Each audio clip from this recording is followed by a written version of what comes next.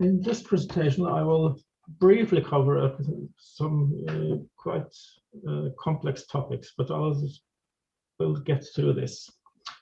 The topics are netCDF as a file format, THREDDS as a service, and OPeNDAP as a protocol.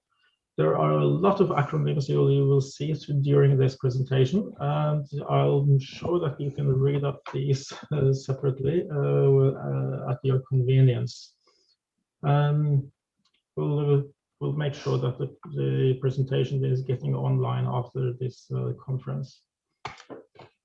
THREDDS is a software. There is using the THREDDS data service software from Unidata. We use this at Met Norway to publish data in the netCDF that have been written in the netCDF format.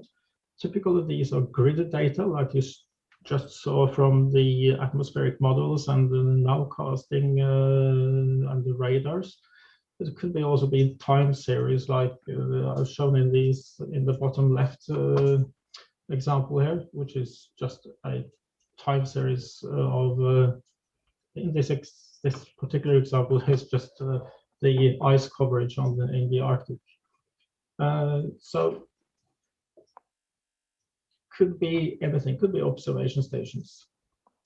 Now, netCDF has reached a quite mature age as a format. It started out back in 1988, developed in the USA by UCAR. It was originally a binary format that as most meteorological institutes needed to develop some kind of storage format for their data. It gained traction and gained popularity during the 90s and is still in full development. As we, at one point, back in 2008, they actually rewrote the format to use HDF5 data file format while keeping the interface and the layout of how you use these files. In 2019, they even introduced support for Amazon S3 objects, and this year they added support for the ZAR format. While functionality remains the same for the users, it has replaced grid format as the de facto standard for data change in meteorology. So it's a quite popular and convenient format to use. What are we actually going to store in netCDF files? Well, typically these are atmospheric models or any kind of data. You would, when you learn mathematics and modeling, you start on thinking matrices. These are actually the basic components of netCDF files. These are you can store anything that has dimensions. In this tiny little example, you can envision a grid that contains, in this case, temperature values for some geographic area, and you can make up these grids as changing over time. Together they make up a matrix. This is the simple way of storing data. It doesn't reveal anything about geographic location or units for numbers. You will see numbers like 431, and you wonder what is this representing? Is it Celsius, Kelvin, or what is it? Don't know the geographic location. It's just a matrix of data. So when netCDF starts to shine is when you add the metadata, that when you describe the content so that everyone can understand what these data is actually describing. This is where you add things like conventions on metadata. We add these metadata by using attributes to the variables in the netCDF file. It could be things like describing that the geographic coordinates are in degrees, north and east. It could be the time is actually a number of days since a certain date using a Gregorian calendar. And that in this case, or as an example, that you have actually a rainfall, a precipitation variable that contains the number of millimeters per year. And you also have these global attributes that add things like a title, history, or who is the originator of this file, what kind of program actually generated the file, etc. This is where you actually gain the extra value from using netCDF as a format. There are a number of conventions that you can use in netCDF. These are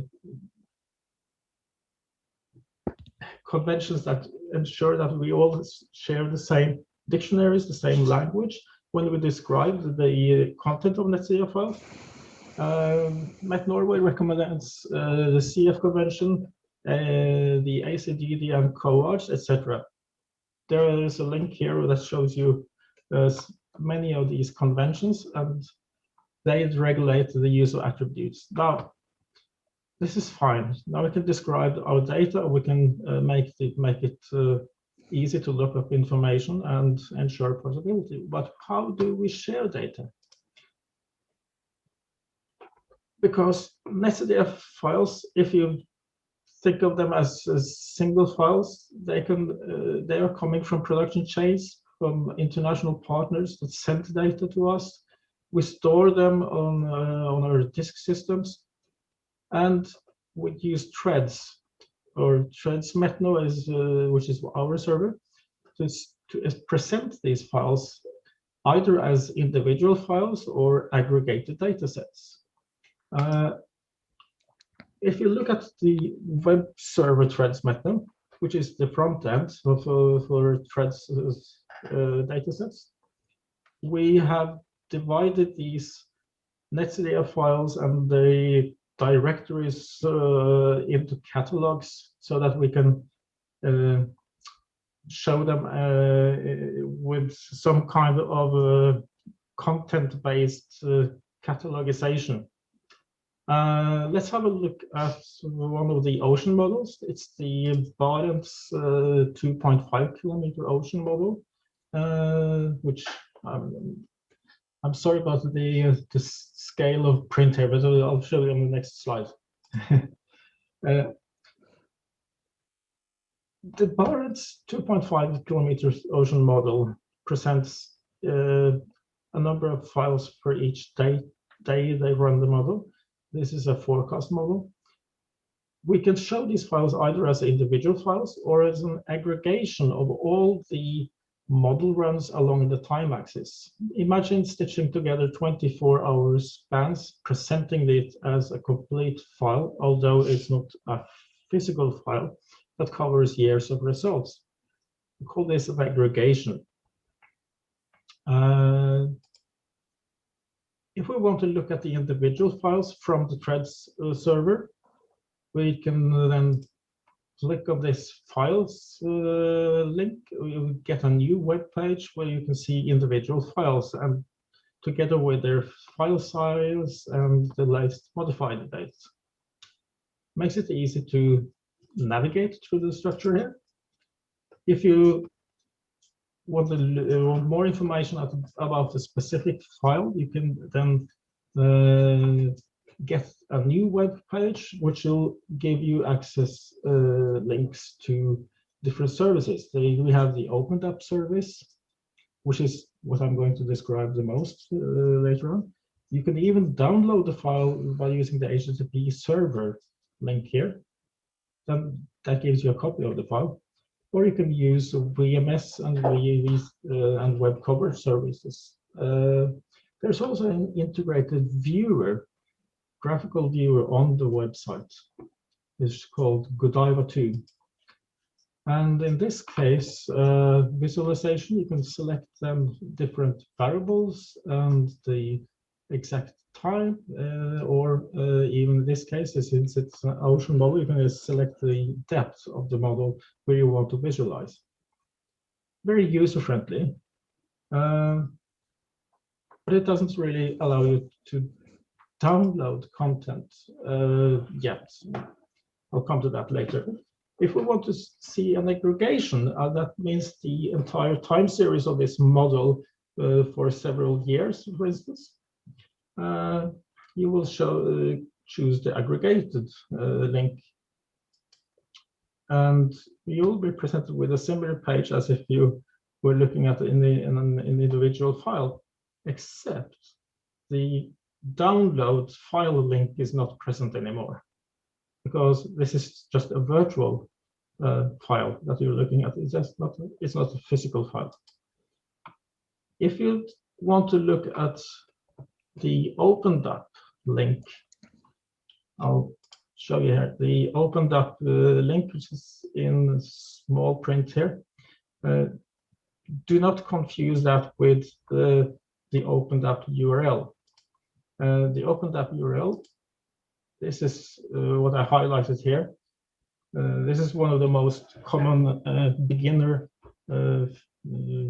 user errors, is to mistake the web page URL for the instead of the data URL when you're going to use the OPeNDAP interface. In this case, you can collect the data URL to the OPeNDAP protocol from this web page. I will then present you with a small example on how we actually benefit from having this service. In this case, I will say we have this ocean model. You are wondering what's the sea temperature around 25-meter depth around the small volcanic island of Jan Mayen. In this model, it's located as a small white dot in the grid, or in the plot here. This is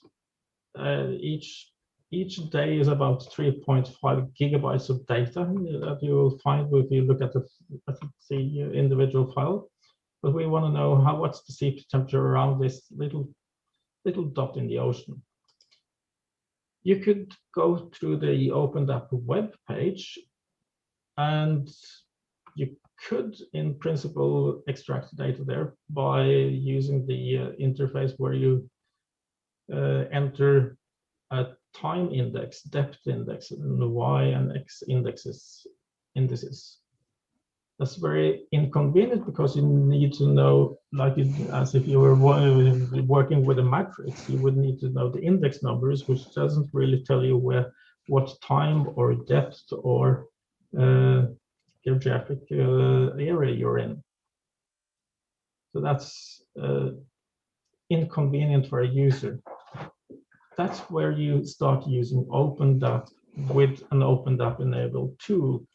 MetNorvo has developed a tool called Femix. I will use this as an example. It's a command line tool because, as an example, it's very.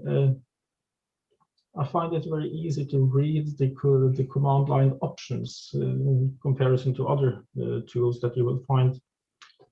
In this case, let's use the Femix command line tool. It will give you will supply with the OPeNDAP URL to the dataset we are looking at. I will say that this is an input type netCDF. I want netCDF for output. I want the temperature variable. I've been looking at the map. I noticed Jan Mayen island is located around 70 degrees north and 80 degrees west. So I'll supply these degrees values into the command line options to say I want just a bounding box, north, south, east, and west.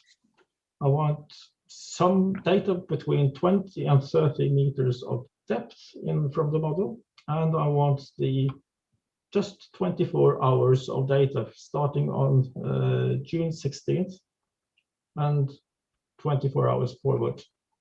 And I want to store this as an output file, a netCDF4 file. I run this command, it takes a couple of seconds, and afterwards I'm left with a tiny little file of less than 1 megabyte on my disk. Notice the original 24 hours was 3 gigabytes, covering the whole model area and all depths. So that leaves us a tiny, tiny fragment of data with just a single command. What does it look like when you extract data like this? Well, you get, FIMEX is quite smart, so it also extracts geographical data, not only the temperature that we were looking at, but also the geographical description together with metadata.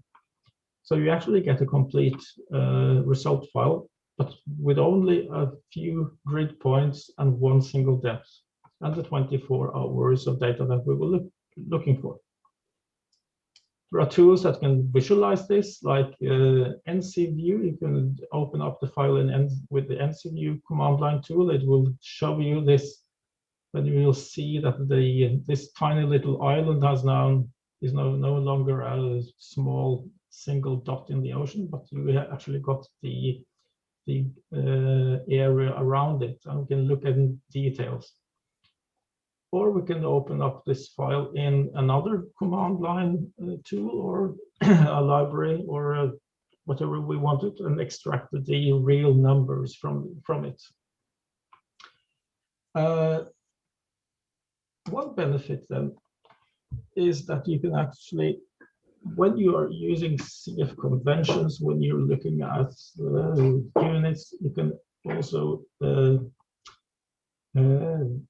convert to the units you like, as long as this, as you have described adequately, the metadata of these netCDF files. What's the benefit of using OPeNDAP? Because OPeNDAP is a protocol. You're given one URL. If you are exposing your data as aggregations, you can update the aggregations daily or hourly. The URL that you're using doesn't change as new files enter the aggregation from the production line. You don't need to decode file names to find the date and time into file names. You could just extract what you are looking for with one single URL. More advanced tools like FIMEX allows you to use natural coordinates like latitude and longitude in degrees, depth in meters, or height in hectopascal, etc., in ISO formatted time, instead of using indexes as you would use when you were programming against a matrix. You get the benefit that you can extract just what you need, a single variable or a single field from a huge data set. As Thomas mentioned, we have 1.5 petabytes of data on disk just from the atmospheric model, and this is a method we are actually using both in production and in research to just extract what we need from these huge data sets. The THREDDS service makes data available everywhere, makes it portable. We can actually expose our data to international partners or users all over the globe without having to move any data around. We can use, as I mentioned, we can use these in our own production environment. And using high-level tools like FIMEX, we can even regrid and interpolate the data. That means we can shift the content to another projection or that fits the process that where we're using data. I can recommend to look up the documentation of FIMEX. It's available online, and especially the workshop presentations if you are interested in learning more about this tool. Are there other solutions? Yes, indeed. FIMEX is not the only tool that can abstract OPeNDAP access or extract data through OPeNDAP and the THREDDS service.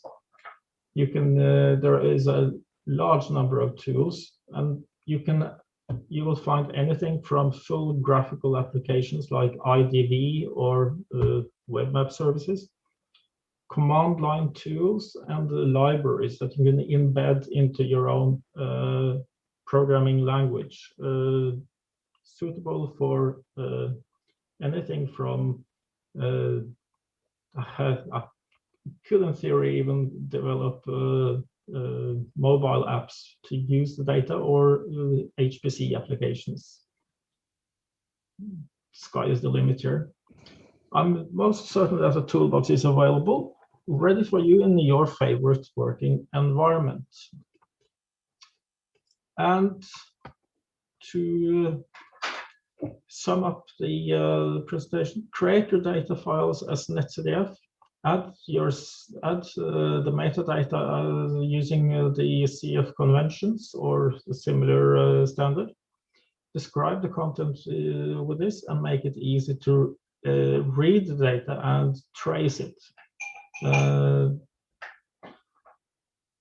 This is really a huge benefit using netCDF as a format, because it also allows other what do you call it, the metadata services to extract data automatically from your files, and this is quite heavily used actually. There are services around the world that are actually how do you call it, scraping information from us and reassessing these. You can expose these files to the THREDDS data server. You can make aggregations, collections. You get a lot of extra additions out of the box, like a built-in viewer, the OPeNDAP access protocol, and web map services. When you're going to use information in your program or research, you can use OPeNDAP-enabled tools to extract what you need and process the data locally, even if the data is exposed on an external server, because that's the benefit. And users are happy, and the producers don't need to push data around. When we are starting to think about how the world was before internet and before interconnections around the world, we were shuttling data on tapes and disks, and we don't need to do that anymore, because now we have the data available. And I think I'll actually end my presentation with this and open up for questions.